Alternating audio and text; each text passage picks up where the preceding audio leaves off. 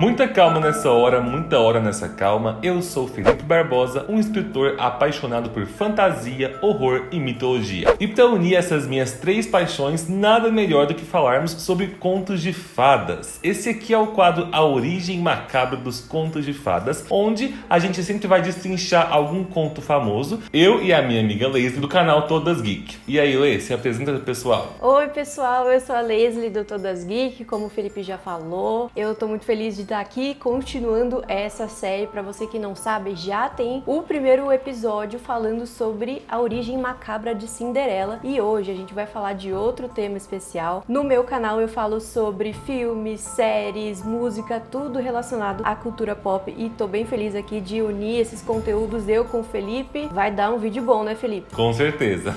Toda semana a gente vai falar de um conto de fadas. E hoje a gente tá aqui no canal do Felipe. Vamos falar de Chapeuzinho Vermelho, mas na semana que vem a gente vai falar de outro conto de fada lá no meu canal. Então a gente vai intercalando os conteúdos, mas estamos todos ligados na mesma série, falando de origem macabra dos contos de fadas. Isso aí. É bom lembrar então que a nossa fonte principal para as pesquisas para essa série de vídeos é o livro O Lado Sombrio dos Contos de Fadas, da Karen Hook. Não esqueça então de deixar o curtir aqui embaixo, compartilhar o link do vídeo com seus amigos, se inscrever no canal e ativar o sininho para receber as notificações. Bora lá então! Primeiro, a origem de Chapeuzinho Vermelho, antes do século 17. Eram contos que foram passados pela França, Itália e Alemanha, contada pelos camponeses. E sempre, obviamente, com caráter popular. A gente falou isso também sobre Cinderela, e na história de Chapeuzinho Vermelho, provavelmente você conhece a versão dos irmãos Grimm. Também você pode conhecer a versão de Charles Perrault, que inclusive também fez de Cinderela. Bom, as histórias dos dois, né, das duas versões são bem similares, porque é sempre aquela coisa: filha, vai lá levar comida pra vovozinha, até que o lobo surge. E aí sim, nós temos finais e versões diferentes, a gente vai comentar agora, né, Felipe? Isso aí. Bom, e embora tanto os irmãos Grimm quanto o Charles Perrault tenham registrado essa história, o Charles Perrault foi quem registrou primeiro. A versão impressa mais antiga que nós temos é a dele, que se chamava Le Petit Chaperon Rouge. Não sei se eu falei certo, porque não falo francês. Olha, bilíngue.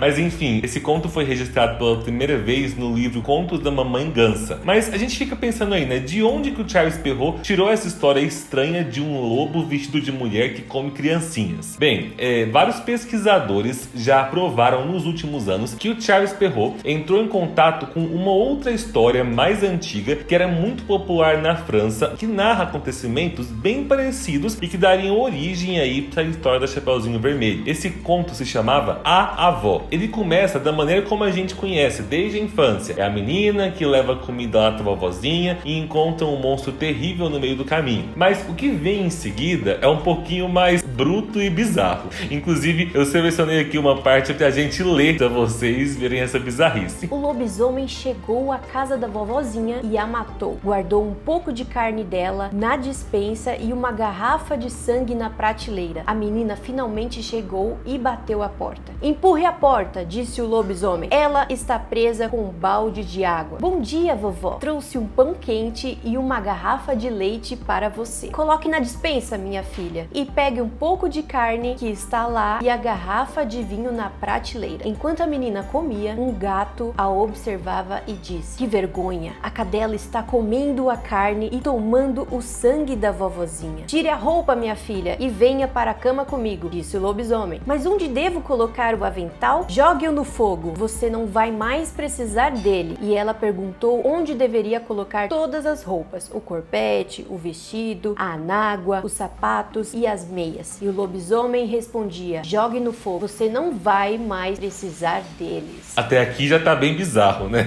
Mas calma que ainda tem mais, né? Aí quando Tá bebendo sangue. Exatamente. Aí quando a garotinha sobe na cama junto com ele, né? Ela diz o seguinte: seguinte, ó: mas vovozinha, como você está peluda? E ele responde: é para me manter aquecida, minha filha. Vovozinha, que unhas compridas você tem? É para me coçar melhor, minha filha. E que orelhas grandes você tem? É para ouvir melhor. E que nariz grande, vovozinha? É para cheirar melhor o meu tabaco, minha filha. Que boca grande você tem? É para te comer melhor, minha filha. Mas vovó, eu preciso fazer xixi lá fora. Não, faça aqui na cama, minha filha. Não, vovó, eu realmente tenho que ir lá fora. Tudo bem, mas não demore. O lobisomem amarrou um fio de lã no pé da menina e a deixou ir. Assim que ela chegou do lado de fora, a menina prendeu o fio em uma ameixeira do jardim. O lobisomem começou a ficar impaciente e gritou: você está fazendo cocô? Você está fazendo cocô? Ele não recebeu resposta, então pulou da cama e foi correndo atrás da menininha que havia escapado. Ele a seguiu, mas chegou à sua casa bem quando a menina conseguiu entrar. Exatamente, gente. Como vocês podem ver,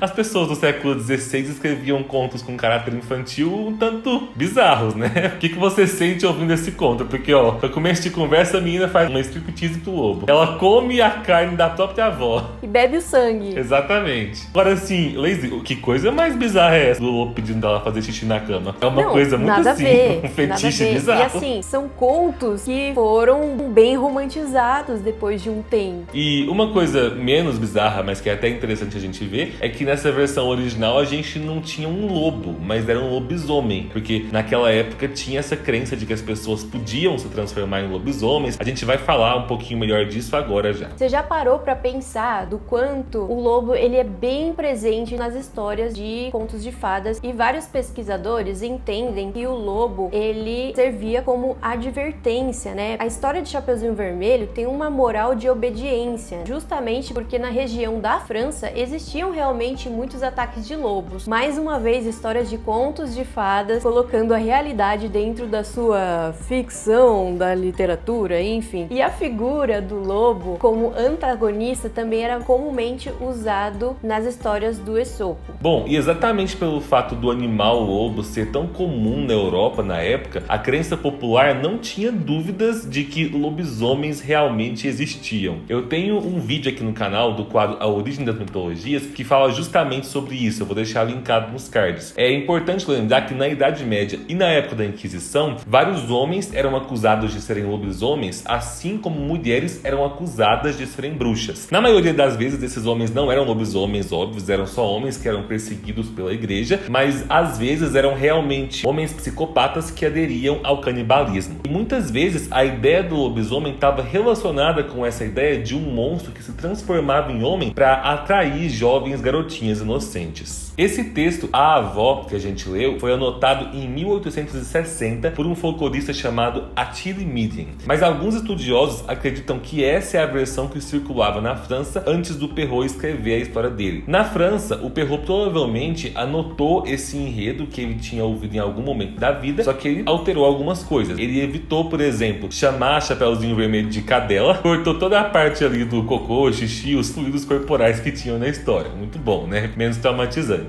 E ele também decidiu tirar da sua história a parte em que a Chapeuzinho se deliciaria com a carne da sua avó. Então é por isso que você não conheceu a versão da Chapeuzinho canibal. E uma coisa muito importante é que até então a garota do conto A Avó não se chamava Chapeuzinho. O Perrault, ele vivia ali na alta corte parisiense, e dentre as roupas que a personagem protagonista iria usar, ele decidiu colocar ali um item seguindo a moda das mulheres do seu tempo. Na corte francesa, tinha uma peça de roupa muito popular para cobrir a cabeça, que era o chaperon. E uma coisa muito importante de se atentar é que essa versão do Perrault foi escrita para a corte do rei Luís XIV, no final do século XVII. E ela era destinada a um público que o rei entretinha ali com festas bem extravagantes e prostitutas. Então ele pretendia levar uma moral para essas mulheres, para que elas percebessem os avanços de maus pretendentes e sedutores. Tinha até uma expressão popular bem comum na época que dizia que uma menina que perdeu a virgindade era uma menina que tinha visto o lobo. E a moral da história eu vou ler aqui para vocês na íntegra, para vocês entenderem do que se trata realmente a história de Chapeuzinho Vermelho. A partir dessa história se aprende que as crianças, especialmente moças jovens, bonitas, corteses e bem educadas, não se engane em ouvir estranhos. E não é uma coisa inédita se o lobo desta forma arranjar o seu jantar. Eu chamo lobo para todos os lobos que não são do mesmo tipo do lobo da história. Há um tipo com uma disposição receptiva, sem rosnado, sem ódio, sem raiva, mais dócil, prestativo e gentil, seguindo as empregadas jovens nas ruas, até mesmo em suas casas.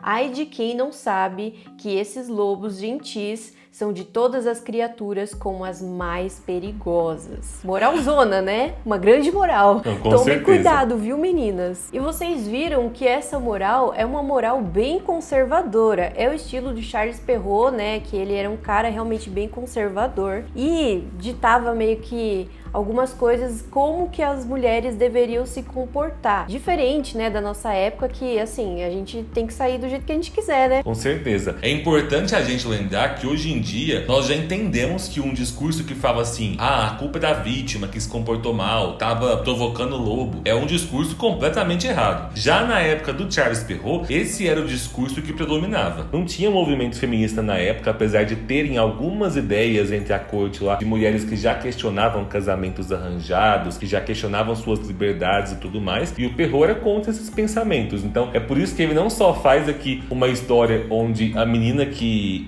dá ouvidos pro lobo se dá mal, porque assim, no final da história do Perrault, a Chapeuzinho e a avó eram devoradas, né, não tinha fim, e ele deixava bem nítido ali, tanto nessa moral que ele escrevia, que quando ele colocou que o lobo mal comeu a Chapeuzinho, tinha uma metáfora para estupro. Então assim, ia ter muitas mudanças nessa história com o tempo, né, a gente vai falar já dos irmãos Grimm agora, que vieram alterar, mas é muito interessante ver como que essas ideias conservadoras estavam sempre presentes ali nas obras do Perrault. E o que é mais interessante é que os irmãos Grimm, já entrando sobre esses autores, eles colocaram a história para ser mais adaptável para o mundo infantil, vamos dizer assim, porque como a gente já comentou lá no primeiro vídeo que tá lá no meu canal sobre Cinderela, os contos eles não foram feitos para serem infantis, né? Eles são realmente macabros, têm problemáticas bem discutíveis, né? E aqui no caso de Chapeuzinho Vermelho, eles fizeram várias versões, mas a versão mais conhecida é a publicada em 1857. Eles introduziram também o caçador, porque vocês viram que a gente até agora não falou de caçador. E o caçador aqui no caso é aquele cara que vai caçar o lobo e depois abre a barriga do lobo para atirar a vovozinha. Então ele é meio que, vamos colocar um herói. Também tem uma segunda parte do conto, a Chapeuzinho Vermelho e a vovozinha, elas conseguem pegar outro lobo, e aí o que elas fazem? Elas são espertas e bolam um plano. A avó manda a Chapeuzinho colocar água fervente lá na chaminé e o lobo vai ser atraído pelo cheiro. Então quando ele entra pela chaminé, ele acaba morrendo, né? Todo fervido, e é parecido com outro conto que é a história dos 3 porquinhos, que provavelmente você também conhece. Você vê, né? A avó e Chapeuzinho passaram por um trauma com o primeiro lobo, mas depois aí se tornam caçadoras de lobo, né? Ou cozinheiras de lobo. Elas são tudo, né? Exatamente. Eu gosto mais dessa versão. Também.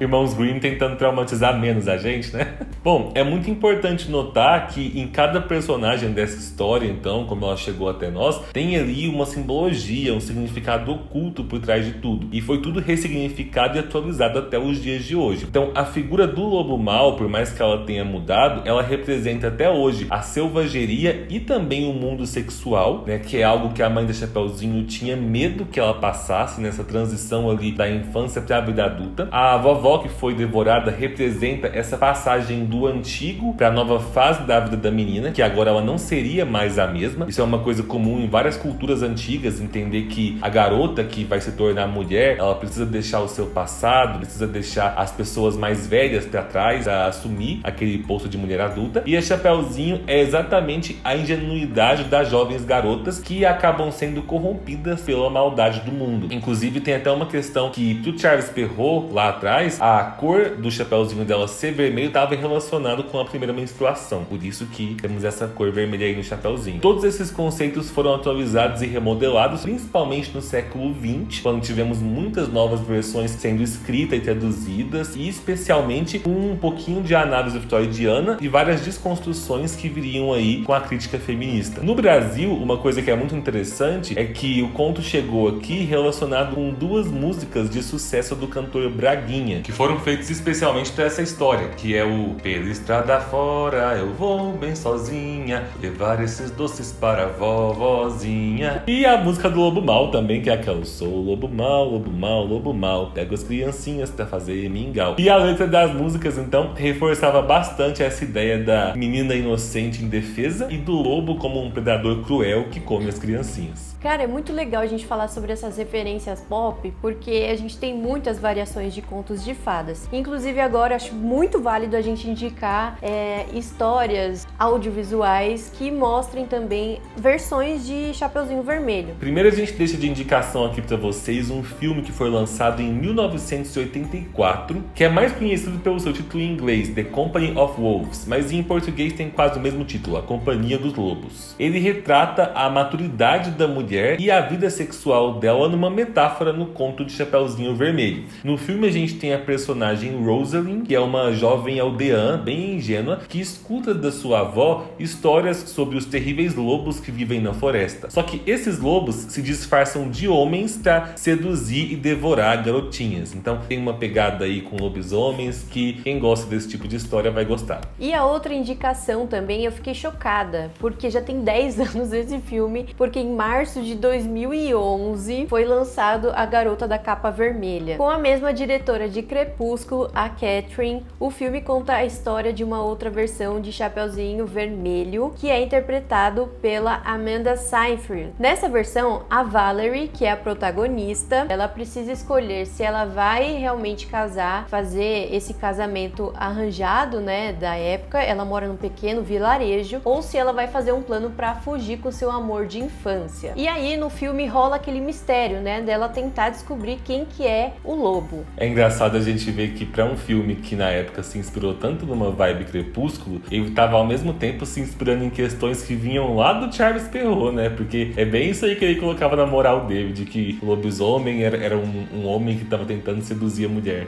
Uma outra coisa legal que você precisa assistir, Once Upon a Time, também tem a Chapeuzinho Vermelho. Eu gosto dessa versão de Chapeuzinho Vermelho porque nessa versão ela descobre que o lobo é ela mesma. O lobo é ela que faz ataques noturnos, mas ela não se lembra ou ela não sabe. Mas eu achei que na descoberta disso foi muito legal na série. Eu gostei pra caramba. E tem até um lance que a capa vermelha dela era pra tentar repelir a maldição que a avó tinha colocado. Tudo que eles constroem aí é muito massa nessa versão. Bom, gente, é isso. Deixem aí pra gente nos comentários também as suas recomendações de outras versões de Chapeuzinho Vermelho e contem aí pra gente o que vocês acharam da origem macabra desse conto. E também, Felipe, na semana que vem, pra quem está curioso pra saber do que vamos falar, qual é o conto, vamos falar sobre A Bela Adormecida. Isso aí, fiquem de olho então, porque semana que vem é lá no canal da Leslie. Inclusive, caso você não tenha assistido o primeiro vídeo que foi lançado lá no canal dela sobre Cinderela, o link vai estar aqui na descrição também. É isso, Leslie, muito obrigado por mais uma participação. Semana que vem estamos lá no seu canal. É isso, obrigada, Felipe. Mandem sugestões aí também. É isso aí, gente, muito obrigado pela companhia, um beijo